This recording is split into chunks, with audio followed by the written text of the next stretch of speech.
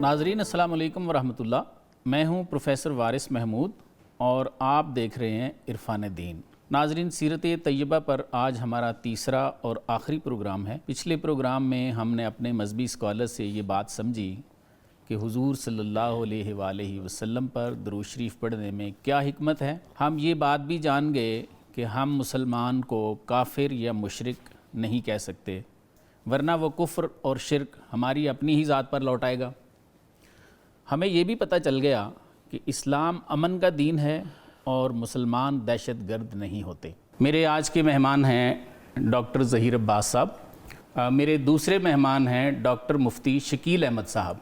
Sir, आप दोनों की तशरीफ़ आवरी का बहुत बहुत शुक्रिया। डॉक्टर साहब से सवाल करते हैं, डॉक्टर ज़हीर साहब से, कि सर ये बताएं कि आप सल्लल्लाहु अलैहि वसल्लम ने जब भी दावत इस्लाम दी है और जिसको भी दावत इस्लाम दी है, हमेशा लोगों को बैत फरमाया है। बैत उक़बा उला हो, बैत उक़बा सानी हो, फ़तह मक्का की बैत हो, जहाद की बैत हो, तकवा की बैत हो, या सबसे पहली दावत अगर हम देख लें कि कौन है जो मेरा खलीफा बने, आए मेरे हाथ पे बैत करे, तो सैयदना अली रज़ी अल्लाह ताला अन्हु खड़े हुए थे, तो काफ़िरों ने मजाक भी उड़ाया था कि देखो जी कितना बड़ा पहलवान खड़ा हुआ। तो ये जो आप सल्लल्लाहु अलैहि वसल्लम ज़ुबानी नहीं बताते कि कह दो ला इलाहा इल्लल्लाह मुहम्मदुर रसूलुल्लाह, हमेशा हाथ लगाते हैं, तो इस सरकार के लम्स में क्या राज है?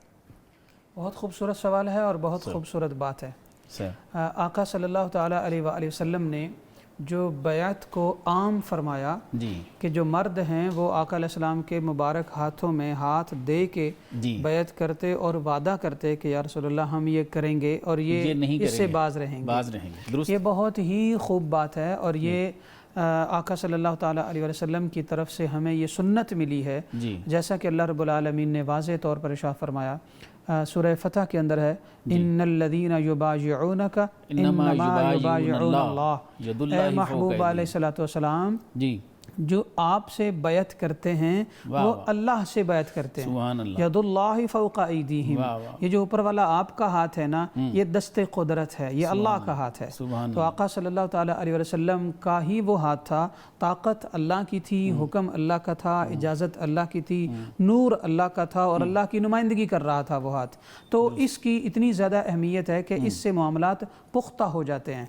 जैसे कि फॉर एग्ज़ाम्पल अगर हम तिजारत करते हैं तो कुरान मुक़द्दस में वाज़ेह तौर पर अल्लाह ताला ने कई जगहों पर इरशाद फरमाया कि जब तुम आपस में इज़ा तदायनतुम बिदैनिन इला अजलिम मुसम्मन फक्तुबू, ए ईमान वालों जब तुम आपस में लेन देन करो तो उस वक्त लिख लिया करो। तो वो लिख लेना भी एक अहदो पैमान हो जाता है। इस अहदो पैमान में ये बात होती है कि अगला बंदा इसकी रूगिरदानी नहीं कर सकता, इसमें गफलत का मुजाहरा नहीं कर सकता, इसको फॉर ग्रांटेड नहीं ले सकता, इसको ये नहीं कह सकता कि चलो जी इट्स ओके खैर है, नहीं, बल्कि इसका पूरी पाबंदी करनी है। तो बैत के अंदर जो हिकमत है, बल्कि कलमा तय्यबा को अगर आप देख लें तो इसमें भी बैत है।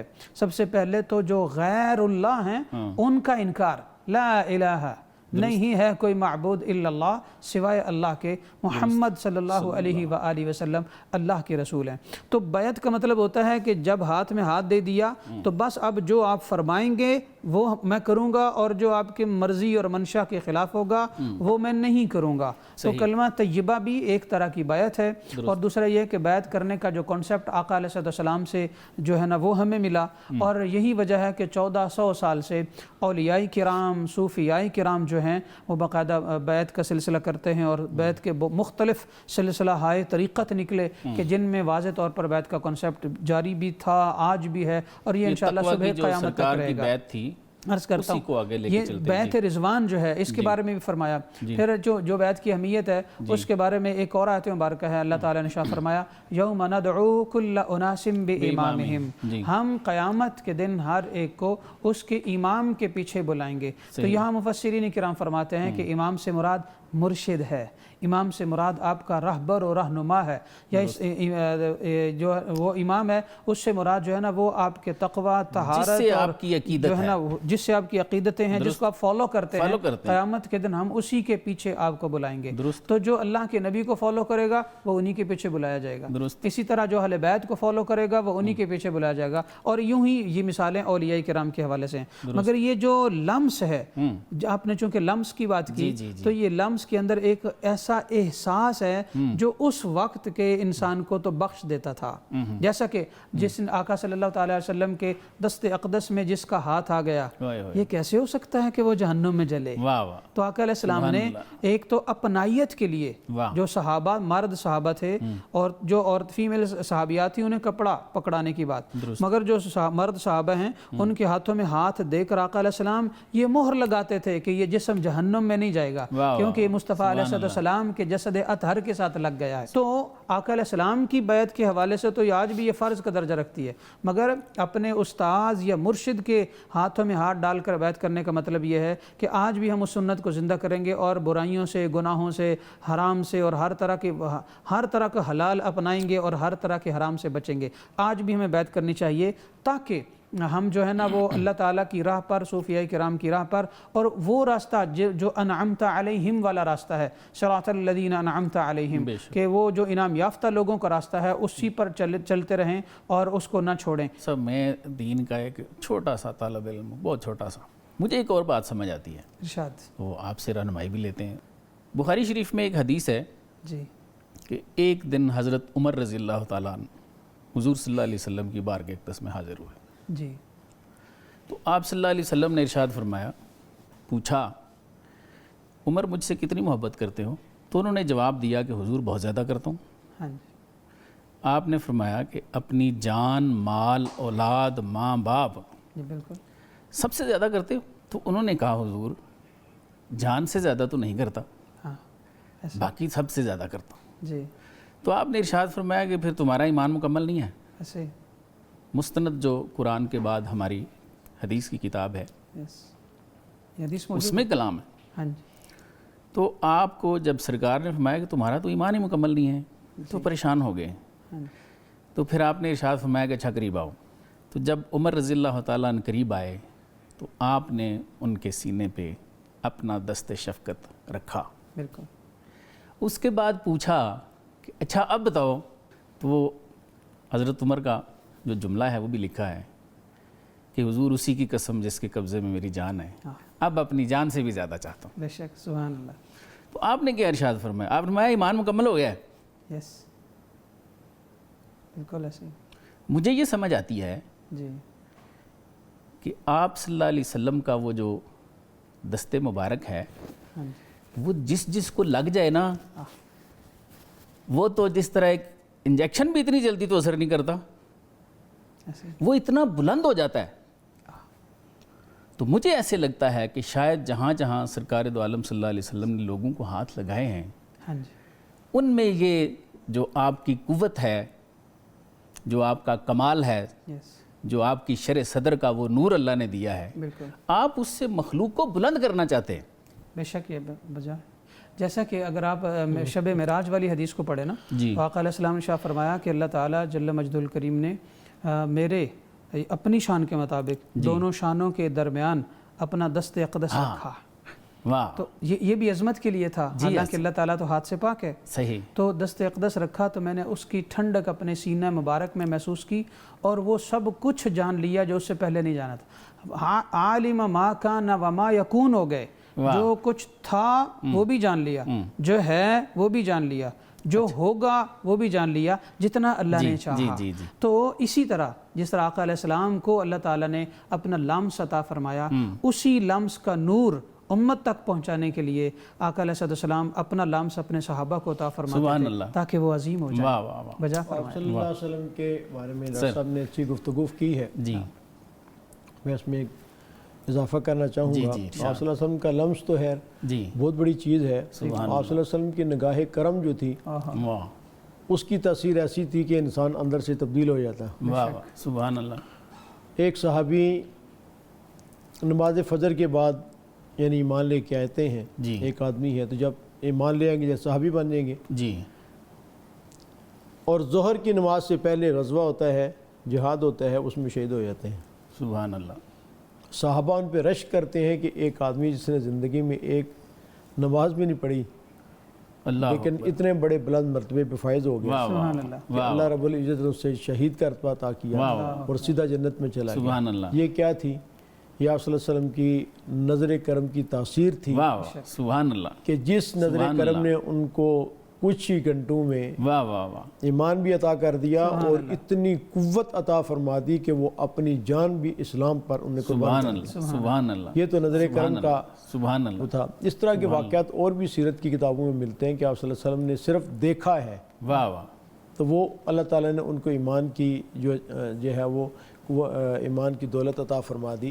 اور لمس تو بہت ہی سبحان اللہ کہ یہ وہ ہاتھ مبارک ہیں کہ جن پر اللہ تعالیٰ نے چشمے جاری فرما دیے. جی جی جی سبحان اللہ. اور ڈاکٹر صاحب نے جو بات کی لمس کی بات کروں تو یہ جو ہے نا حجر اسود سیدنا عمر بن خطاب رضی اللہ تعالیٰ عنہ نے فرمایا کہ میں اے حجر اسود اگر میرے نبی نے تجھے چوما نہ ہوتا تو میں تجھے نہ چومتا. تو لمس مصطفیٰ علیہ السلام مقام ابراہیم اگر آج شعائر اللہ میں شامل ہے تو اس پر اللہ کے نبی ابراہیم علیہ السلام کے قدمین شریفین لگے ہیں. ہم حاجی لوگ یا عمرہ کرنے والے لوگ جو بھی زیارات پر جاتے ہیں, میں یہاں ایک نکتہ بتا دینا چاہتا ہوں کہ بہت سارے حاجی صاحبان صرف بیت اللہ شریف ہی کے اندر رہتے ہیں اور باہر کی زیارات کی طرف سستی کرتے ہیں. بہت سارے لوگ مدینہ طیبہ میں جاتے ہیں تو وہاں پر بھی سستی کا مظاہرہ کرتے ہیں. مسجد نبوی شریف میں زیادہ نمازوں کے لالچ میں رہتے ہیں. اور ہونا چاہیے نا ہمیں لالچ, تو انہیں یہ بھی پتہ ہونا چاہیے کہ لمس کی کیا اہمیت ہے. وہ غار حرا ہو, آقا علیہ السلام کے پیدا ہونے کی جگہ ہو, جہاں چاند کو 2 ٹکڑے کیا تھا وہ جگہ ہو, یا تمام تر زیارات اور مساجد ہوں, یہ شعائر اللہ ہیں جن کو اللہ تعالیٰ نے شاء فرمایا کہ وَمَن يُعَظِّمْ شَعَائِرَ اللَّهِ فَإِنَّهَا مِن تَقْوَى الْقُلُوبِ.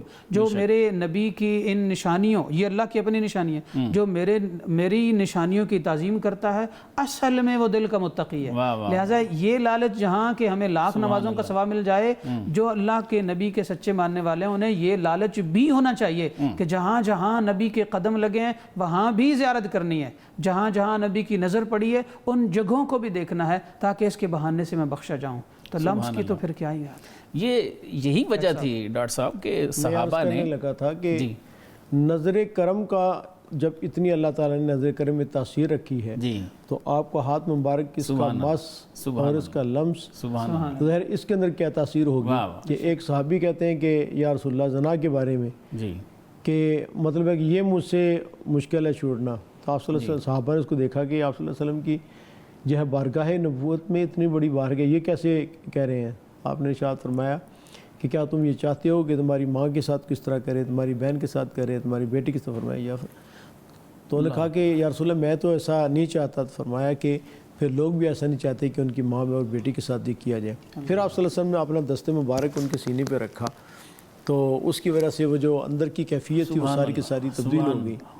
اسی طرح آپ صلی اللہ علیہ وسلم کے یہ جو زمزم ہے تو اس کے بارے میں جدید تحقیقات بہت زیادہ آ رہی ہیں کہ اس کے اندر اتنی بیماریوں کی شفا ہے, اس کے اندر اتنی بیماریوں کی شفا ہے, یہ ہے, یہ ایک پوری کتابیں اس پہ باقاعدہ لکھی گئی ہیں. پھر پی ایچ ڈی کے مقالے میں نے باقاعدہ اس پہ دیکھے ہیں. ٹھیک ہے, لیکن ہمارے جو اکابر ہیں, بزرگ ہیں, بڑے ہیں, تو وہ کہتے ہیں ہمارا ذوق اور وجدان تو یہ کہتا ہے کہ آپ صلی اللہ علیہ وسلم نے جس کے اندر اپنا لعاب دہن ڈالا تھا یہ ساری تاثیر آپ صلی اللہ علیہ وسلم کے لعاب دہن کی ہے. کہ آپ صلی اللہ علیہ وسلم ایک دفعہ تشریف لے گئے اور پانی پیا, اور پانی پینے کے بعد وہ اپنے منہ مبارک میں پانی لیا, اس کلی کی, اور کلی کرنے کے بعد جو ہے وہ زمزم کے کنویں میں ڈال دیا. سبحان اللہ. صحابہ منتظر تھے کہ یہ پانی ہمیں ملے اور ہم پیے آپ صلی اللہ علیہ وسلم کا جھوٹا. تو صحابہ نے عرض کیا کہ یا رسول اللہ آج خلاف توقع ہم نے یہ چیز دیکھی ہے کہ پہلے تو آپ نا جو جھوٹا ہے وہ ہمیں عطا فرماتے تھے اور ہم پیتے تھے, اور آج آپ صلی اللہ علیہ وسلم یہ جب زمزم کے کنویں میں کیوں ڈال دیا تھا. آپ نے فرمایا کہ تمہارے بعد میں آنے والے جو بھائی ہیں ان کا خیال آ گیا. سبحان اللہ. کہ تم تو میرا جھوٹا پیتے ہو لیکن قیامت تک جو آئیں گے وہ میرا جھوٹا تو نہیں پی سکتے. تو آج میں نے اپنا جھوٹا اس کے اندر ڈال دیا کہ میرے بعد میں آنے والے جو ہمارے بھائی ہیں, میری امت مسلمہ ہوگی, میرے ماننے والے ہوں گے, تو ان کو بھی, تو ہمارے جو بزرگ ہیں, بڑے ہیں, مفسرین, محدثین وغیرہ نے یہ لکھا ہے کہ یہ آپ صلی اللہ علیہ وسلم کے لعاب دہن کی جو اثرات ہیں, تاثیر ہے, برکت ہے, وہ اس میں شامل ہو گئی ہے, جس کی وجہ سے اللہ رب العزت نے یہ ساری کی ساری اس کے اندر برکتیں رکھ دی ہیں کہ کتنی بیماریوں کی شفا ہے. کتنے لوگ تھے کینسر کے بیمار تھے, ڈاکٹر نے علاج کر دیا تھا, وہاں چلے گئے, روتے رہے, زمزم پیتے رہے اللہ نے شفا. اور کتنی بیماریاں ہیں. 400 کے دستے مبارک کے اندر اللہ تعالیٰ نے یہ تاثیر رکھی ہے. ویسے بیعت کا لغوی معنی ہوتا ہے بک جانا. اس کا مطلب یہی ہوتا ہے کہ جب بیعت کرتے ہو تو تم اپنے آپ کو اگلے آدمی کے ہاتھوں میں آپ صلی اللہ علیہ وسلم کی کہہ بیچ دیا. جس طرح وہ کہیں گے، جس طرح آقا کہتا ہے غلام کرتا ہے، اس طرح آپ صلی اللہ علیہ وسلم جس طرح فرمائیں گے، یعنی غلامی کا توق جو ہے اپنی گردن میں ڈالی ہے. وَمَن يُطِعِ الرَّسُولَ فَقَدْ أَطَاعَ اللَّهَ. تو اسی طرح یہ جو اولیاء اللہ ہیں تو یہ سلسلہ انہی کا چلتا آ رہا ہے. ڈاکٹر صاحب کی بات کے ساتھ اضافہ کر دوں ان کی اجازت سے کہ آج کل نا بہت سارے ایسے لوگ ہیں اور ڈاکٹر صاحب میری تائید کریں گے کہ وہ صوفیاء کرام کی بیعت کرتے ہیں اس لیے کہ انہیں کاروباری طور پر ترقی ہو جائے.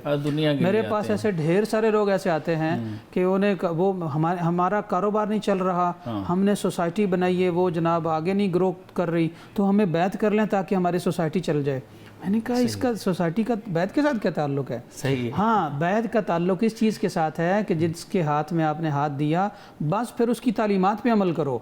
اور یہ بیعت دراصل اپنے باطن کو سنوارنے کے لیے ہے اور باطن میں حرام کا لالچ نکال کر حلال کی عظمت اور اہمیت ڈالنے کے لیے ہے. تو بہت سارے لوگ اس لیے بیعت کرتے ہیں کہ ان کی دنیاوی خواہشات پوری ہو جائیں. ہاں، یہ بات سچ ہے کہ جب آپ کسی اللہ کے پیارے بندے کے پاس جاتے ہو تو اللہ تعالیٰ آہستہ آہستہ دنیاوی خواہشات بھی پوری کرتا ہے.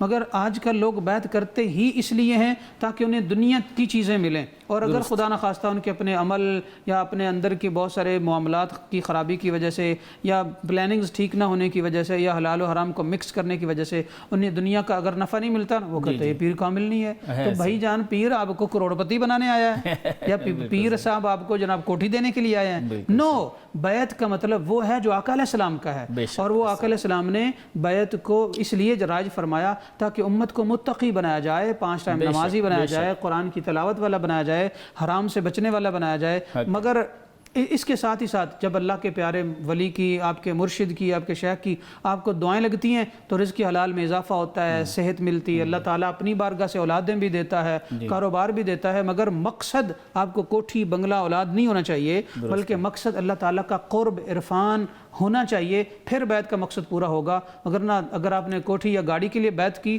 تو وہ نہیں بھی مل سکتی. بالکل صحیح، بالکل صحیح. ناظرین، ایک وقفہ لیتے ہیں، وقفے کے بعد دوبارہ حاضر ہوتے ہیں.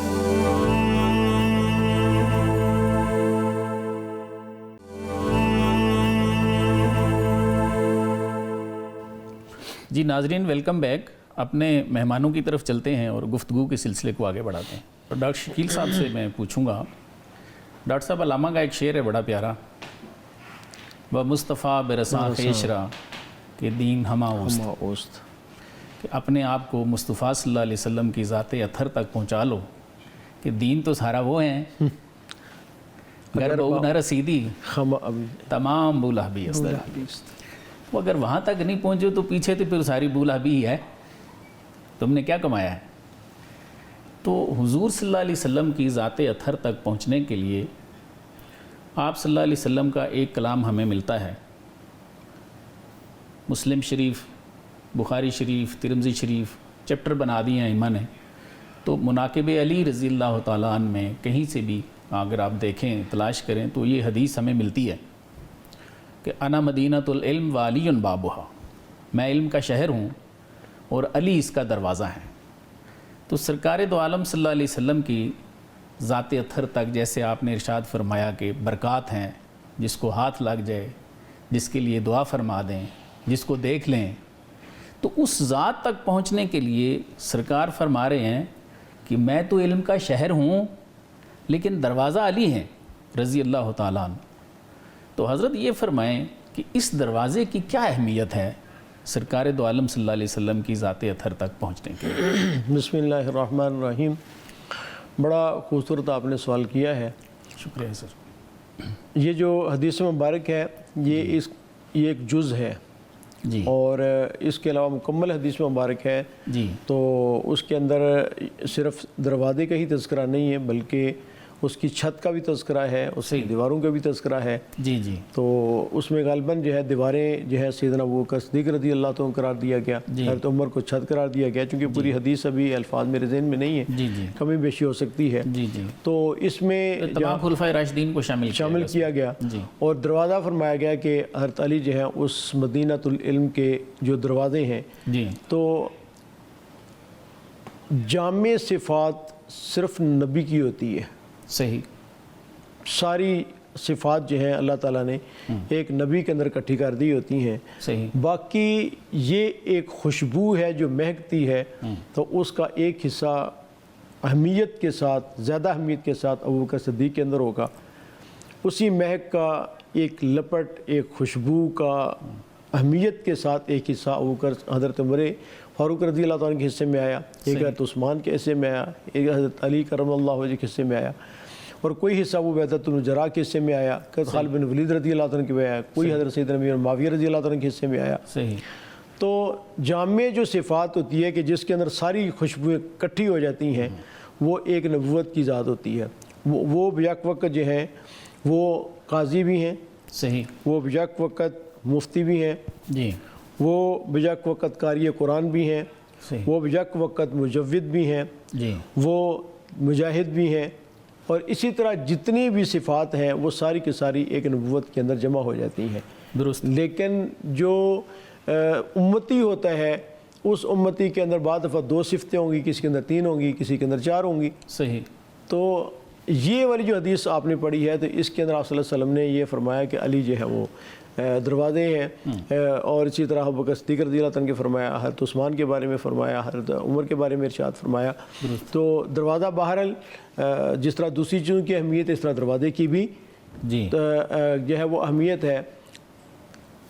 علم کا جو باب ہے خاص طور پہ یہ حضرت علی رضی اللہ تعالیٰ کے اندر اللہ تعالیٰ نے حکمت اور قضاء کا جو وصف ہے، علم کا وصف حضرت علی رضی اللہ تعالیٰ کے اندر زیادہ رکھا تھا.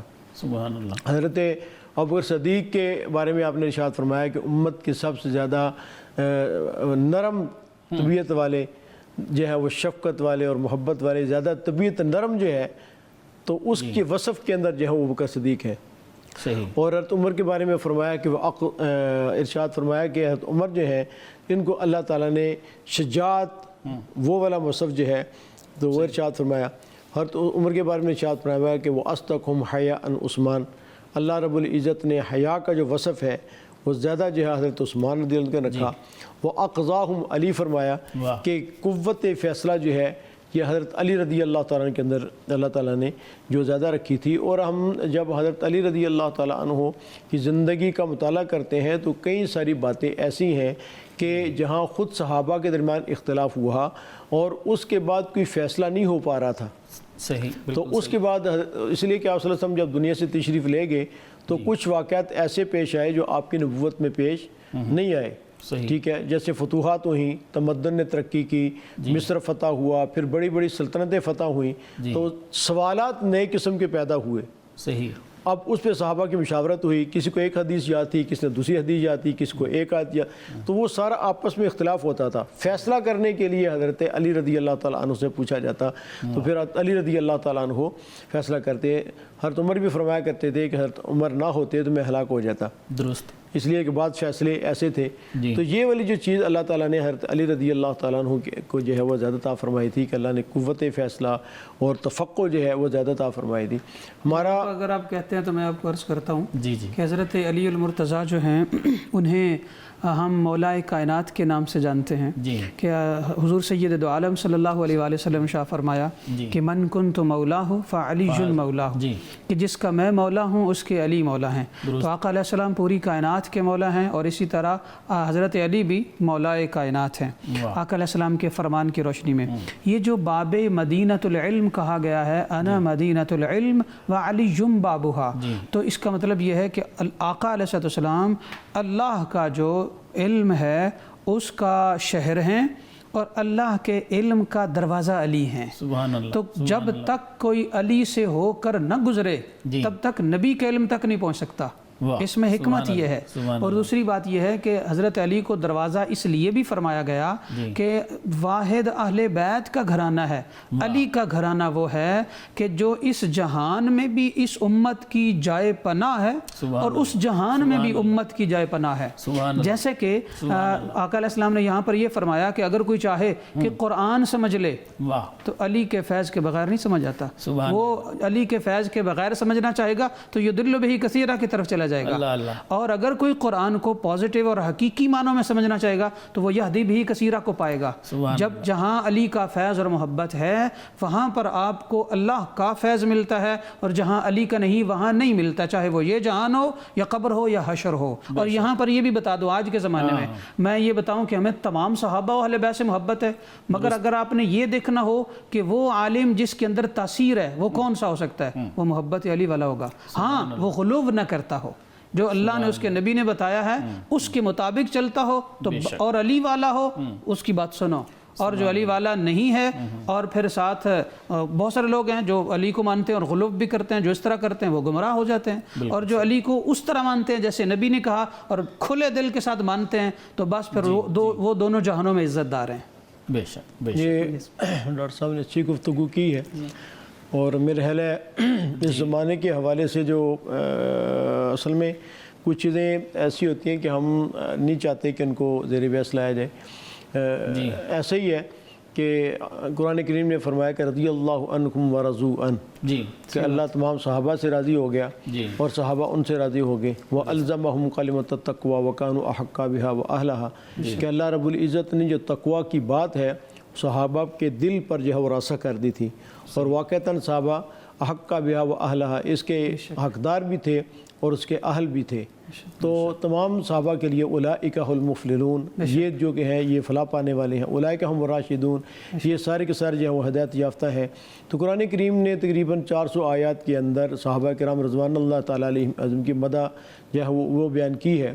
تو لیکن یہ ہے کہ ہر ایک اپنا رنگ ہوتا ہے، ہر ایک اپنی بو ہوتی ہے، تو کسی بھی ایک بھی صحابی جو ہے ان کی دل میں اگر ذرا سی بھی قدورت ہے یا نفرت ہے، ظاہر ہے کہ حضرت علی رضی اللہ عنہ کا مرتبہ ہے بہت بڑا ہے، سیدنا صدیق اکبر رضی اللہ تعالیٰ عنہ ہے بہت شان ہے ان کی، حضرت عمر فاروق رضی اللہ تعالیٰ عنہ، اور اسی طرح حضرت عثمان رضی اللہ تعالیٰ عنہ جو آپ صلی اللہ علیہ وسلم کے جو ہے وہ دوہرے جو ہے وہ نسبت ان کو ذل و رین وہ حاصل ہے، حضرت خالد بن ولید رضی اللہ تعالیٰ عنہ، سیدنا امیر معاویہ رضی اللہ، یعنی سارے صحابہ، ان میں کچھ بڑے صحابہ ہیں جن کے فضائل باقاعدہ حدیث کے اندر جو ہے مذکور ہیں، لیکن اس کے علاوہ وہ صحابی جن کا تذکرہ ہی نہیں ہے، صحیح کتابوں میں نہیں ملتا، لیکن اللہ کے علم میں ہے وہ صحابی تھے۔ ظاہر ہے کہ ان کا کسی ایک کا بھی نیگیٹو ذہن میں رکھنا یا رکھنا یہ بڑی یہ گمراہی، اس لیے کہ قرآن کی 400 آیات کی جو ہے وہ انکار لازم آتا ہے۔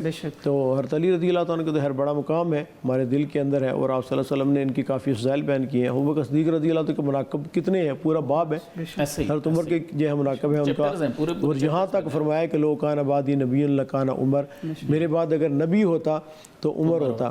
اور عثمان کے بارے میں تو آپ صلی اللہ علیہ وسلم نے فرمایا کہ اگر میری 100 بیٹیاں بھی ہوتی تو میں یکے بعد کے لیے عثمان کے نکاح میں دیتا چلا جاتا۔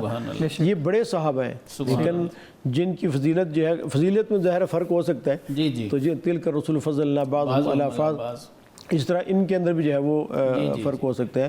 ہماری جو فقہ ہے فقہ حنفی، تو اگر دیکھی جائے تو چونکہ تفقہ کے اندر خاص طور پہ سیدنا عمر رضی اللہ تعالیٰ عنہ اور حضرت علی رضی اللہ تعالیٰ عنہ کا مقام ایک ممتاز ہے علمی اعتبار سے، تو ہماری جو فقہ جو چلی ہے تو اس کے اندر زیادہ جو گہرائی ہے فقہ حنفی کے اندر، تو وہ اسی وجہ سے ہے کہ حضرت علی رضی اللہ تعالیٰ عنہ، حضرت عمر رضی اللہ تعالیٰ عنہ کے جو فیصلے ہیں وہ اس کے اندر شامل ہیں، حضرت عبداللہ بن مسعود رضی اللہ تعالیٰ عنہ، پھر اس کے بعد امام نقی، حضرت حماد، امام حنیفہ رحمۃ اللہ علیہ، تو ان دو حضرات کا ہماری فقہ پہ بہت زیادہ جو ہے وہ اثر ہے۔ تو بہت شکریہ، بہت شکریہ سر۔ ناظرین ایک وقفہ لیں گے، وقفے کے بعد دوبارہ حاضر ہوتے ہیں، ہمارے ساتھ رہیے۔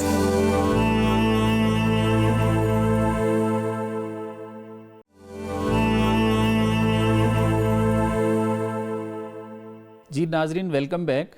اپنے مہمانوں سے دوبارہ گفتگو کا سلسلہ ہم وہی سے شروع کرتے ہیں۔ جی ڈاکٹر صاحب، ایک اور حدیث شریف ہے بخاری کی پہلی جلد میں، حضرت امیر معاویہ رضی اللہ تعالیٰ عنہ کی روایت ہے، وہ کہ آپ روایت کرتے ہیں کہ حضور اکرم صلی اللہ علیہ وسلم نے ارشاد فرمایا کہ جب اللہ تعالیٰ کسی بندے سے خیر کا ارادہ فرماتے ہیں تو اسے تفقہ فی الدین دیتے ہیں، دین کی سمجھ بوجھ دیتے ہیں اس کو۔ اس حدیث شریف کا اگلا حصہ ہے کہ سرکار دو عالم صلی اللہ علیہ وسلم ارشاد فرماتے ہیں کہ دیتے تو اللہ ہی ہیں لیکن تقسیم ہم کرتے ہیں۔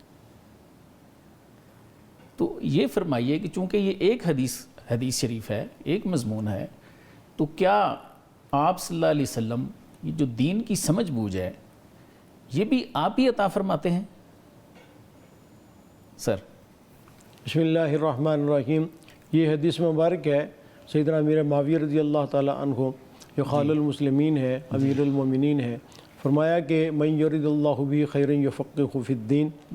جو جس کے ساتھ اللہ بھلائی کا ارادہ کرتے ہیں اللہ تعالیٰ اسے دین کے اندر تفقہ عطا فرماتے ہیں، گہرائی عطا فرماتے ہیں.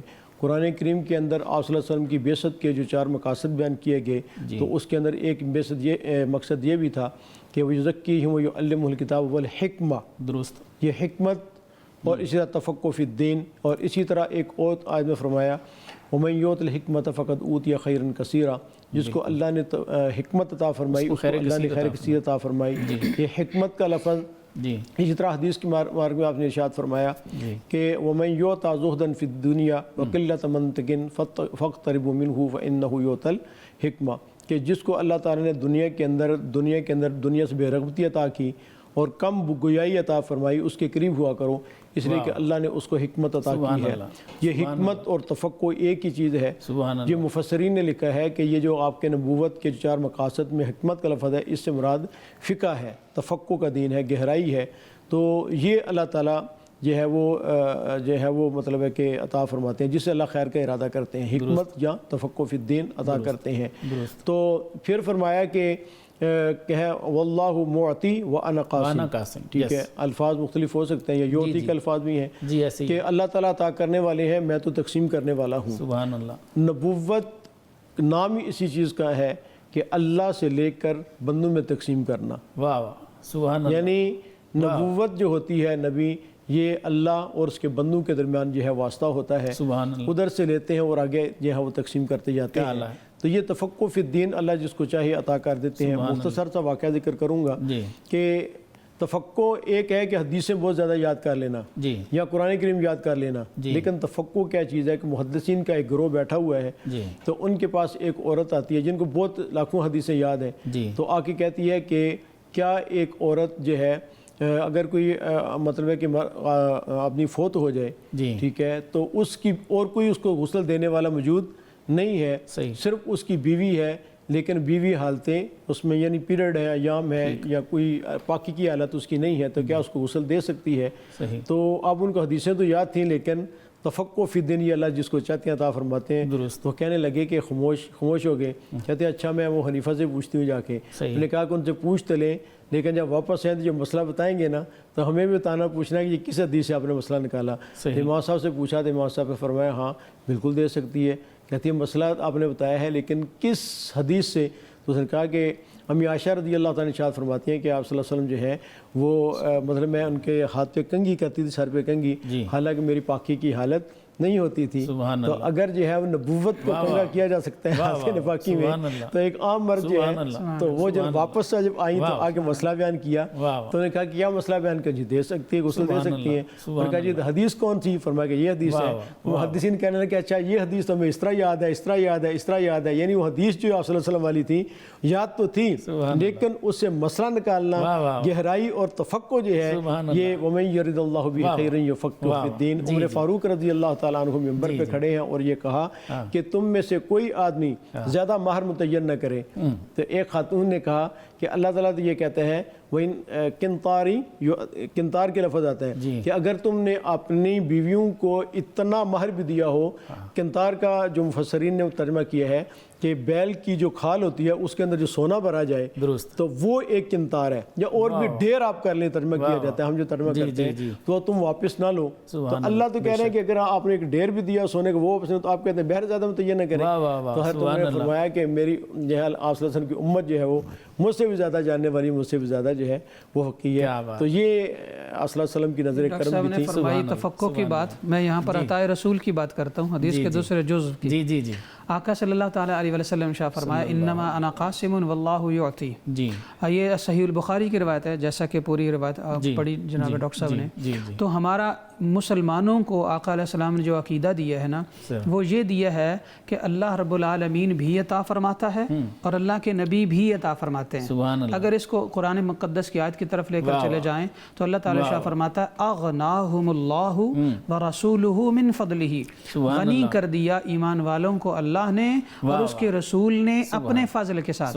تو اس آیت مبارکہ میں اللہ تعالیٰ نے جو نکات بیان فرمایا وہ یہ ہیں، اللہ بھی غنی کرتا ہے، اللہ کا نبی بھی غنی کرتا ہے، اللہ کا بھی فضل ہے، اللہ کے نبی کا بھی فضل ہے، اور یہ ایمان والوں کو ملتا ہے۔ تو یہاں پر جیسا کہ علماء جانتے ہیں من فضلی ہی ہے، پیچھے دو ہستیوں کا ذکر ہے، یہ آگے ضمیر واحد ہے، تو جب دو ہستیوں کا ذکر ہو اور ضمیر بھی دو ہی کی ہونی چاہیے، مگر جب دو کا ذکر ہو اور ضمیر ایک کی آ جائے اس کا مطلب ہے وہ دو نہیں، وہ دو ان کا فضل ایک ہی ہے۔ تو یہ آیت مبارکہ یہ بتاتی ہے کہ اللہ کا بھی فضل وہی ہے، نبی کا بھی فضل وہی ہے، نبی بھی فضلوں والا ہے، اللہ بھی فضلوں والا ہے، اللہ بھی غنی کرتا ہے، نبی بھی غنی کرتا ہے۔ یہاں یہ بات ضرور ذہن میں رکھنی چاہیے کہ جو کچھ بھی نبی عطا فرماتا ہے وہ اللہ ہی کو تو ہے، یہی تو وجہ ہے کہ کل کائنات میں جو بھی ہے وہ سب نبی عطا کرتا ہے۔ اب ہمیں جو کچھ ملتا ہے اگر ہم یہ کہیں کہ ہم ڈائریکٹ اللہ سے لیں گے وہ بے فیض ہے اور وہ بے برکتہ ہے، وہ بے نوری چیز ہے، اور اگر ہم یہ کہیں کہ ہم اللہ سے لیں گے بوسیلہ مصطفیٰ لیں گے تو پھر وہ ہر چیز برکت والی ہے، چاہے وہ رزق ہو، وہ اولاد ہو، وہ علم ہو، وہ کردار ہو، وہ جائیداد ہو، وہ دنیا کی کوئی چیز بھی ہو۔ اور یہی وجہ ہے کہ ہم کہتے ہیں سب سے اولا و اعلیٰ ہمارا نبی، سب سے بالا و والا ہمارا نبی، خلق سے اولیاء، اولیاء سے رسول، سب رسولوں سے اعلیٰ ہمارا نبی، اور بعد از خدا بزرگ توئی قصہ مختصر، یعنی اللہ ایک ہے، وحدہ لا شریک ہے، وہ معبود برحق ہے، اس جیسا کوئی نہیں جو کہ معبود ہو سکے، کوئی نبی بھی اس قابل نہیں، مگر اللہ کے بعد صفات کے تمام الفاظ، محبتوں کے تمام جذبات اور پیار کے ساری چیزیں اور عقیدت و محبت اور ادب کے سارے دفتر جتنے بھی ہیں وہ سب قدمین مصطفیٰ پہ ڈھیر ہیں، اور یہی ہم کہتے ہیں کہ بعد از خدا بزرگ توئی قصہ مختصر، اس کو کسی نے یوں شاعر نے ذکر کیا کہ گفتہ او گفتہ اللہ بود، مولانا روم کا ہے جی، گفتہ او گفتہ اللہ بود، اگرچہ از حلقوں میں عبداللہ بود، یعنی آپ صلی اللہ علیہ وسلم وہی زبان سے نطق فرماتے ہیں جو اللہ تعالیٰ نے کہا ہوتا ہے، اپنی طرف سے آپ کو۔ اور اسی نطق کی بات کروں تو شاعر کہتا ہے ہزار بار بشویم دہن بمشک و گلاب، ہزار بار بشویم دہن بمشک و گلاب، ہنوز نام تو گفتم کمال بے ادبیست۔ تو یہ آقا علیہ السلام کا نام لینا بھی ہزاروں بار مشک سے زبان دھو کر لینے کے قابل ہوتا ہے۔ ہم تو گندے مندے گناہگار خطا کار، ہماری کیا اوقات ہے کہ نبی کے بارے میں بات کریں؟ لہذا تذکرہ کرو عقیدت سے، محبت سے ڈوب کر، تاکہ دونوں جہانوں میں کامیاب ہو جاؤ۔ سر بہت شکریہ، میں آپ دونوں کی آمد کا بہت بہت شکر گزار ہوں۔ ناظرین، یہ تھا ہمارا آج کا پروگرام، امید ہے آپ کو پسند آیا ہوگا۔ سیرت طیبہ کے حوالے سے یہ ہمارا آخری پروگرام تھا۔ سیرت پیغمبر صلی اللہ علیہ وآلہ وسلم پر جتنے بھی پروگرام کر لیں ہمیشہ تشنگی تو باقی رہے گی، زندگی جب تک باقی ہے ذکر مصطفیٰ بھی باقی ہے، جس کے بارے میں اللہ تعالیٰ خود فرما دیں ورفعنا لک ذکرک، تو ہم رہیں یا نہ رہیں اس ہستی کا ذکر دائمی ہے، یہ ضرور باقی رہے گا۔ ہاں، جو ذکر ہم کر جائیں گے وہ ہماری خوش بختی ضرور ہے۔ ناظرین، اسی خیال کے ساتھ میں آپ سے اجازت طلب کرتا ہوں۔ اللہ نگہبان۔